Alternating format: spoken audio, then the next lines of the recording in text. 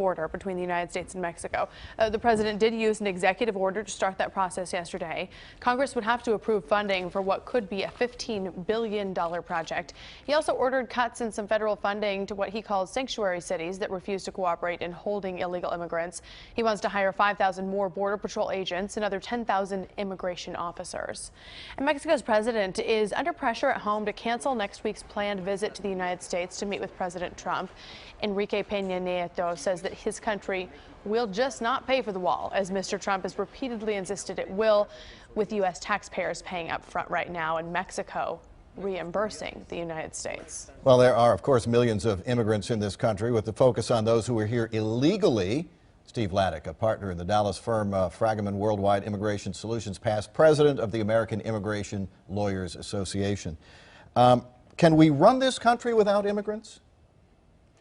No, I think most of the world is suffering from declining populations, which they need these workers to come in, not only for the low-skilled jobs, but for the high-tech jobs. Our universities are full of graduate students, but the majority in the STEM fields are all immigrants. Right, and I would presume that even as an immigration attorney, you're not going to suggest that criminal illegal immigrants should be allowed to stay in the United States. No, and I think we already have laws in place that should deport and remove those people. Okay. A lot has been said about the dreamers, the young people who were brought here by their parents as children, and in many cases really have no time, in some cases don't even speak the language back in their home country. They are very worried about what's going to happen. Do you have any indication? I don't have an indication, but the fact that Mr. Trump has said, as he always does, conflicting statements on it. You know, first he was going to get rid of everybody, and then he said, well, no, everybody's going to love this and we're going to take care of them. So I think that would be the most sympathetic group for him to allow to remain.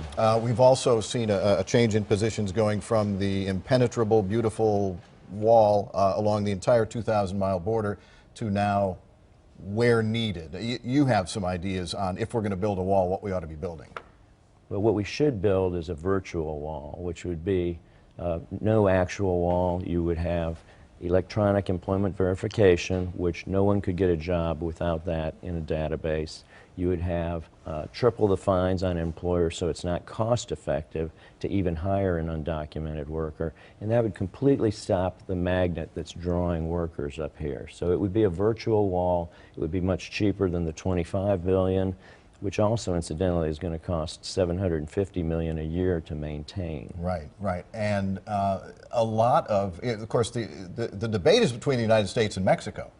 A lot of those people who are coming into this country illegally are, in fact, they're coming through Mexico, they're not from Mexico.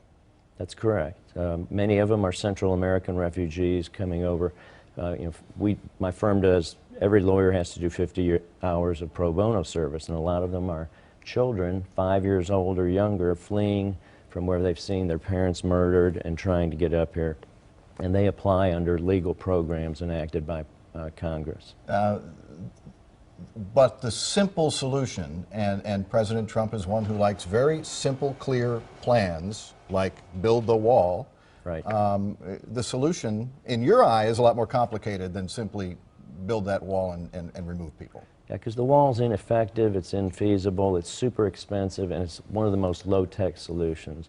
We've got towers now, we have aerial reconnaissance, we've got drones, we have ground sensors, so we've got much more sophisticated means to keep people out. You can climb that wall in 20 seconds. What about the, really quickly, we're just about out of time, but what about the proposed ban on refugees from largely Muslim countries in North Africa and the Middle East? Can he do that, and if so, for how long? I think in the past, the Commerce Department has done things to address some of these same countries. The State Department has done different things. Usually there has to be a rational basis to continue it. So if perhaps he's doing this while he develops an extreme vetting procedure, that might justify it for, you know, a couple of months. Right. Thanks very much. Hey, thanks for having me back, Tim. Yep, appreciate your input.